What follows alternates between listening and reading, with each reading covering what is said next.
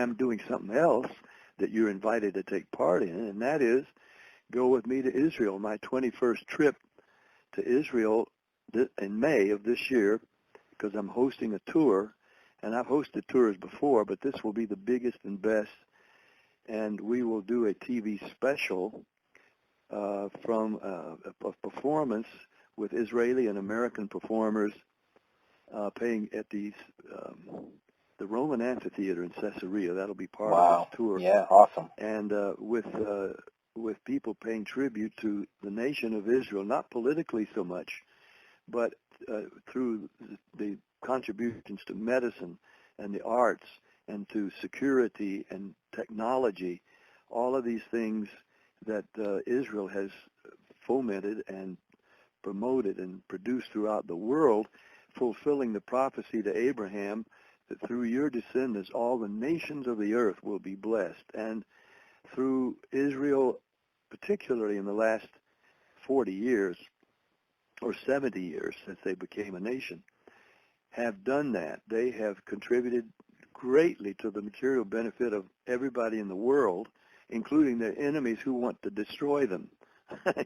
Doesn't that get lost in the shuffle because of the politics, Pat? I mean, isn't that part of the problem that we were up against? Yes, it is. It does. People lose sight of what the Bible says, and I read it through every year from cover to cover, and I'm still reading through the last chapters in Genesis this year. But when God says to Abraham, through your descendants, all the nations of the earth will be blessed, and then and this land where you're now sojourning as a foreigner, I'm giving to you and your descendants.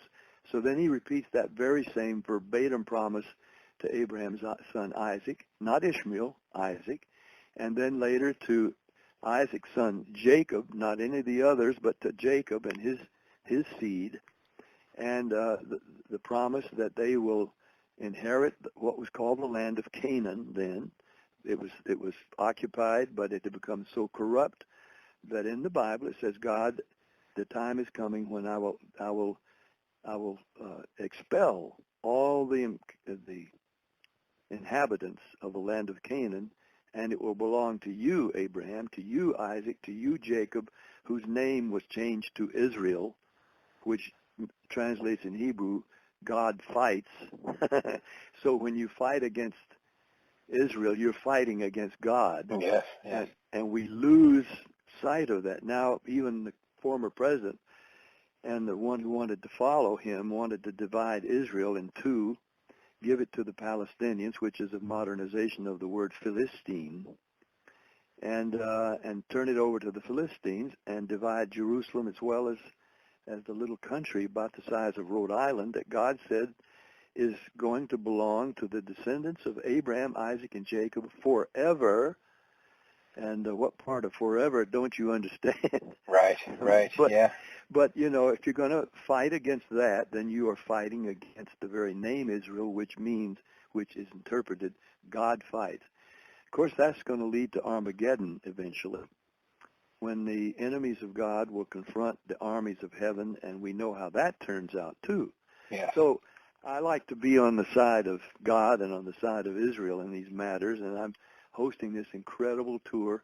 I'm a friend of the Prime Minister Netanyahu, became a fan of mine when he was at MIT in the U.S. in college, and he loves Speedy Gonzalez, my record of and he calls me Speedy every time we're together. Hello, Speedy, come on in. That's awesome.